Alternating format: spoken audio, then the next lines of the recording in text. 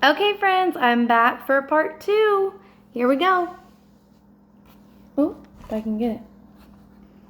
I meant no harm, I most truly did not, but I had to grow bigger, so bigger I got. I biggered my factory and I biggered my roads. I biggered my wagons and I biggered the loads of the needs I shipped out. I was shipping them forth to the south, to the east and to the west and to the north.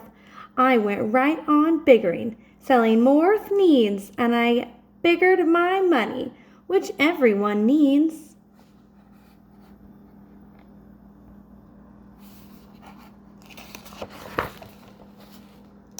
Then, again he came back. I was fixing some pipes when that old nuisance Lorax came back with more gripes. I am the Lorax, he coughed and he whiffed in. He sneezed, achoo, and he snuffled, and he snarled and sniffed.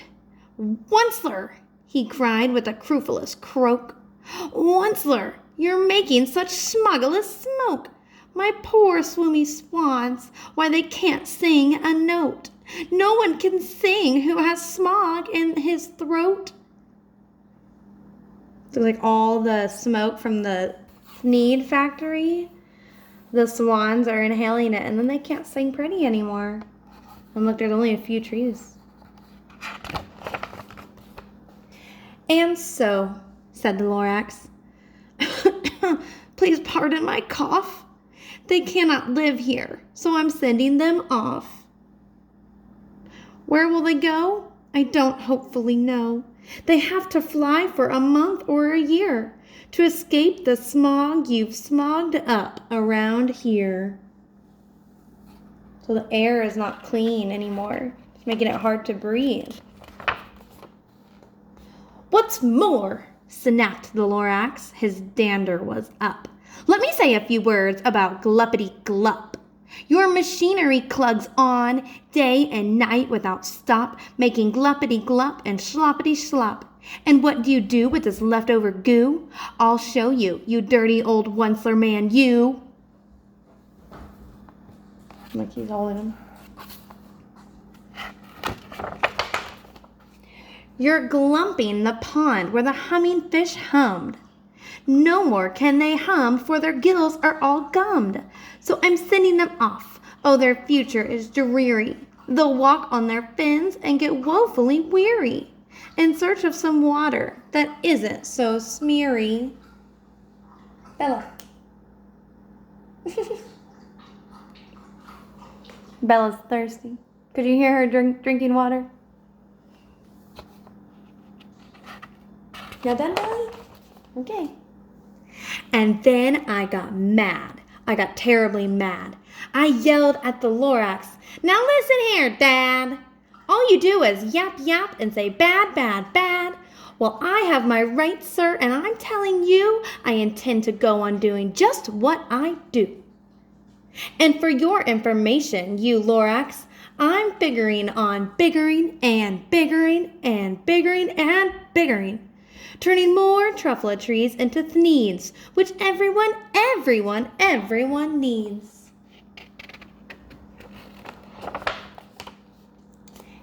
And at that very moment, we heard a loud whack. From outside in the fields came a sickening smack of an axe on a tree. Then we heard the tree fall, the very last truffle tree of them all.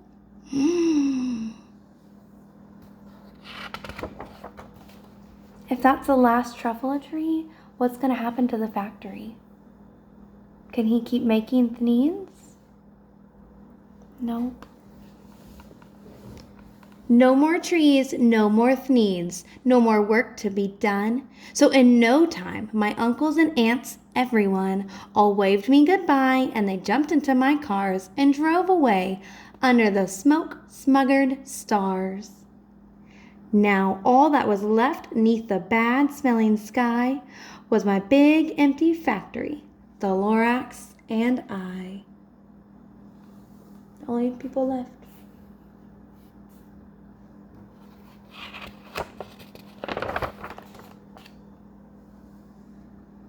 The Lorax said nothing, just gave me a glance, just gave me a very sad, sad backward glance as he lifted himself by the seat of his pants.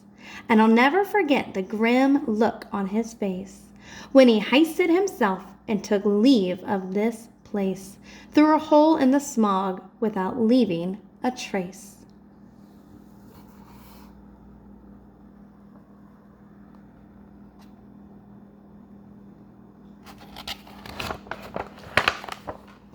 And all that the Lorax left here in this mess was a small pile of rocks with the one word, unless.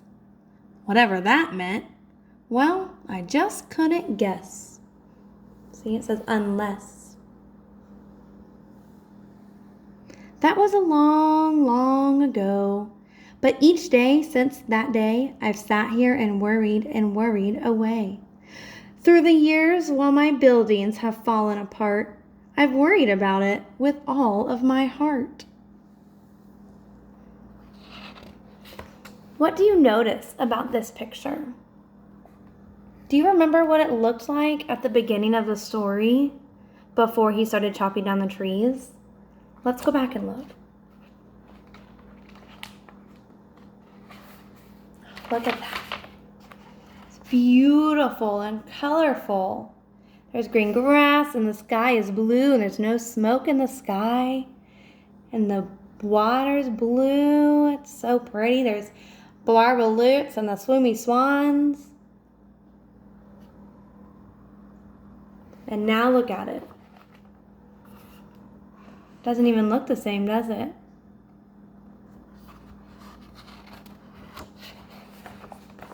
But now, says the Onceler, now that you're here, the word of the Lorax seems perfectly clear. Unless someone like you cares a whole awful lot, nothing is going to get better. It's not.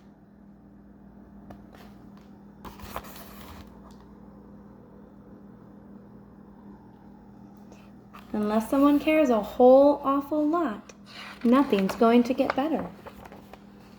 So catch, calls the Onceler, and he lets something fall. Can you see him dropping it down? It's a truffula seed, the last one of all. You're in charge of the last of the truffula seeds. And truffula trees are what everyone needs. Plant a new truffula, treat it with care. Give it clean water, and feed it fresh air. Grow a forest, protect it from axes that hack.